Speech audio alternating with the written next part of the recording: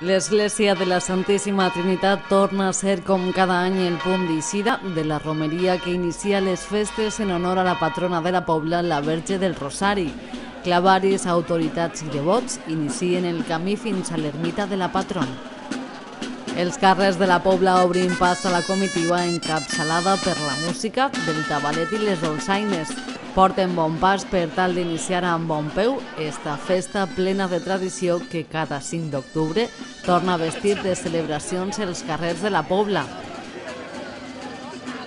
La romeria els porta fins a l'ermita per a poder arreplegar la patrona i viure una costum plena de significat i devoció que pocs volen perdre's. Un any més, lo més bonic del món. No me deixa ningú any sense vindre. Jo no faltar des del que feren, jo no he faltat mai, perquè li tinc molta devoció. Igual a Sant Sebastià que a la Mau del Rosari. Bueno, en tinc a tots. Som molt amant.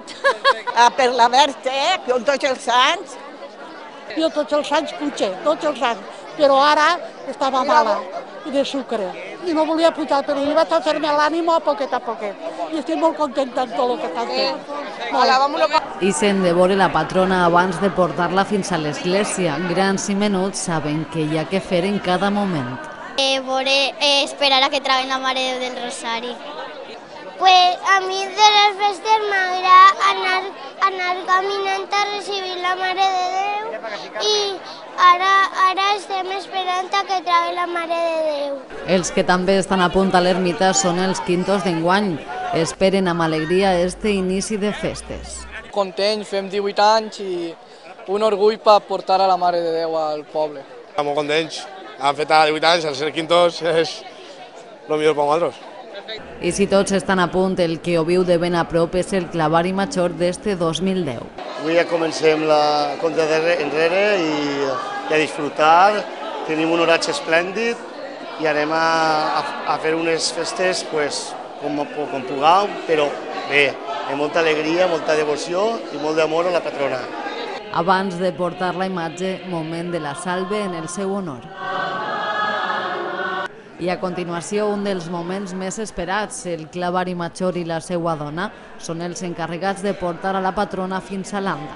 Allí agafen protagonisme els quintos per iniciar la baixada. Tampoc falta la banda de la corporació per acompanyar la patrona. Tots junts ja amb els ciris preparats comencen la baixada que els portarà de nou fins a l'església de la Santíssima Trinitat. Al carrer són molts els que ixen per donar la benvinguda a la Verge del Rosari. No volen faltar a la baixada que recorre el carrer Poeta Llorente. Entre les incorporacions després de deixar l'ermita no falten les saques portant la murta que prepara el camí de la processó. És un dia ben especial i això es pot veure entre els que avui formen part d'esta baixada de la Verge del Rosari.